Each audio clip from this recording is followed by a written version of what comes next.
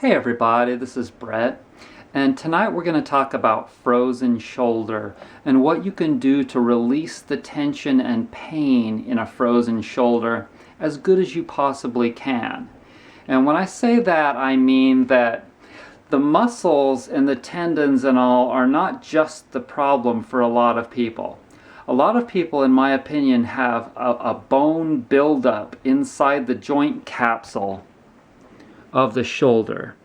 And here's the scapula and here's the humerus, and the ball of the humerus is riding inside a joint capsule, and people will, and you can feel it when you go to move their arm and it has a bone on bone end point where it just stops. Like you lift it up and it's not naturally soft when it stops, it just goes ooh, and stops. Bone on bone end point. I'd purchased a really great program long ago on a VCR tape, if you remember those. And it was a really good program from a guy, he's like buds with Eric Dalton, I can't remember his name. In any case, he talks about how there's like a bone-on-bone end point, and it's absolutely true. People that get like, it's just like the joints of your fingers. People get arthritis in them, and they'll have big bony build-ups on the top of those knuckles, and their fingers will only open so far because they have so much calcium build-up inside of there. And in my opinion, it's from dairy and other gunky foods that clog the body, and people get all kinds of deposits in their bodies. But what I'm going to do tonight is show you what you can do, the best you can do, to be able to release the muscles around the shoulder, all the different muscles around your shoulder, okay? And in addition to that, with the restrictions inside the joint capsule, well, first I'll show you that. What you can do is start to do this movement to try and release that. Try and release that by doing movements like this and getting it released inside that joint capsule. Additionally, one thing I just remembered is that diet-wise, acidy foods break up deposits in the body. Okay, so like one of the things that tomatoes and nightshades do is they break down bone.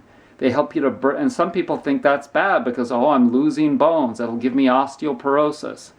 But the breakdown of the body is just about as important, or is as important as the build up. Everything is yin and yang, okay? And so the nightshade vegetables are very important because they help to break down, that acidy tomatoes help to break down your body. Apple cider vinegar, lemon juice, all these acidy type foods like kombucha. When you drink kombucha, that helps to break up lactic acid in your body and get rid of it. Okay, so now that I've said all that, I'm going to show you the massage that you need to do for frozen shoulder. Okay, so first we're going to work on the tough one, the subscapularis. Okay, the subscapularis is underneath the scapula. The scapula, most people know, is here. Okay, but underneath it, how do you get to that? Well, it's under here. You got to use your thumb. And this is, definitely part of the problem, the subscapularis. So, take your thumb like this and get it in there and try and feel for where it's tight. And imagine it's on the front side of the scapula, okay? It's like this back here, that would be the back side. This would be the front side. Okay? So feel for a tight band in there and massage that.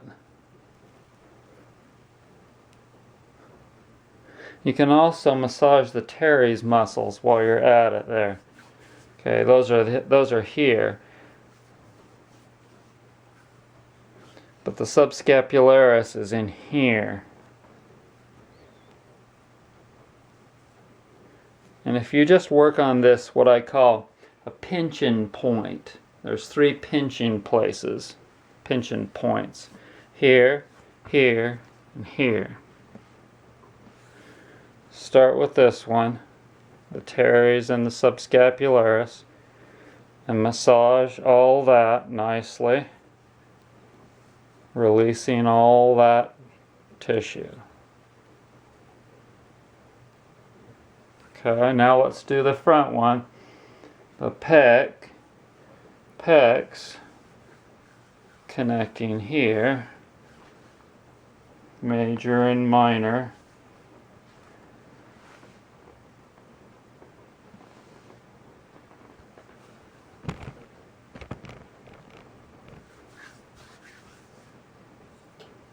Should have heated that coconut oil.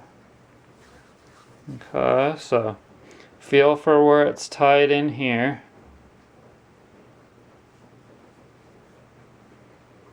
In my opinion, the worst one is generally the deltoid for this problem.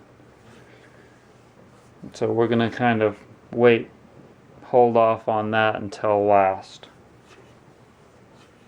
Can you hear it raining outside? It is. It's raining like crazy out there.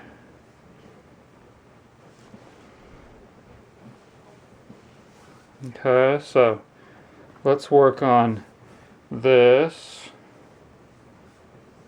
and this, the front pinching place where the pecs are connecting to the scapula up front.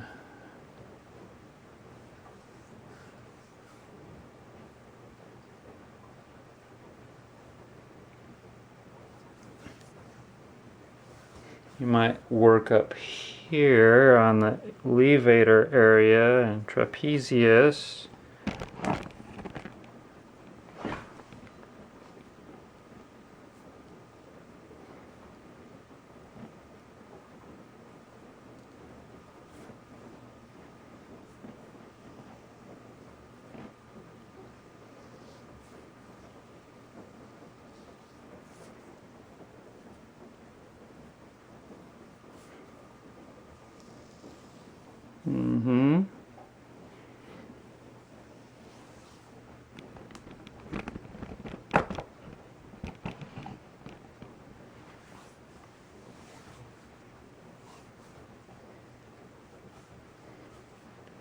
And in between all this massage, take a little break and work it. Work the head of that humorous like this inside the joint capsule. Imagine it rotating like this in there. Okay, so you've got an adhesion, you've got a restriction where it hits bone on bone, or maybe it's a soft end feel, not a hard end feel, but regardless, the more you move it around in there, the more it's going to loosen it up. Okay, so a lot of people would just be like, I can't move it, and they'd be like restricting. People are always like afraid.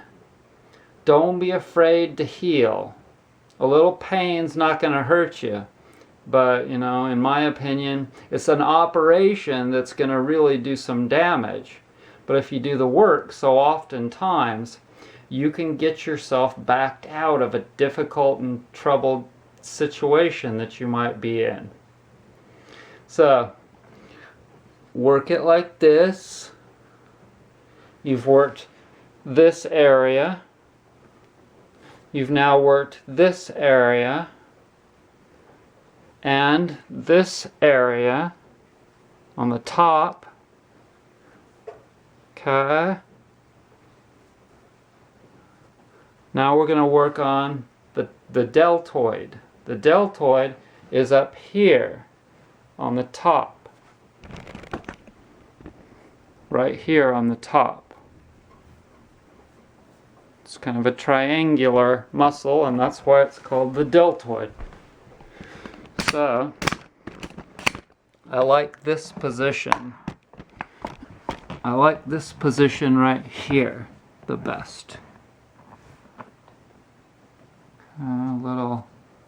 Little coconut oil on there. You might have some olive oil or some unrefined sesame oil.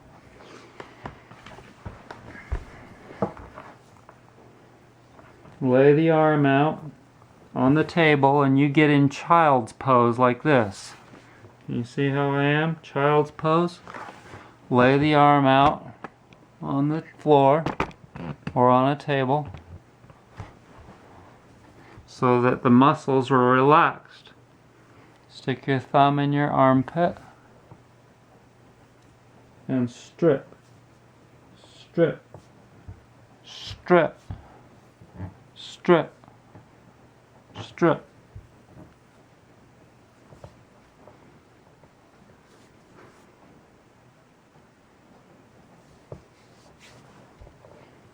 Like that.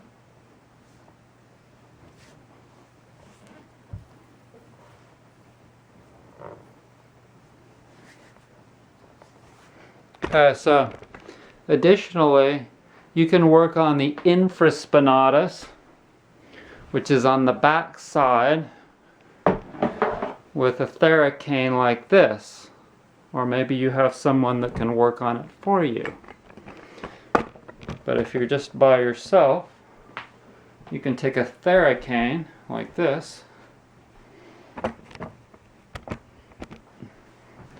and you can work on that area just below the spine of the scapula called the infraspinatus. Infra, below, spin, spine, atus, infraspinatus.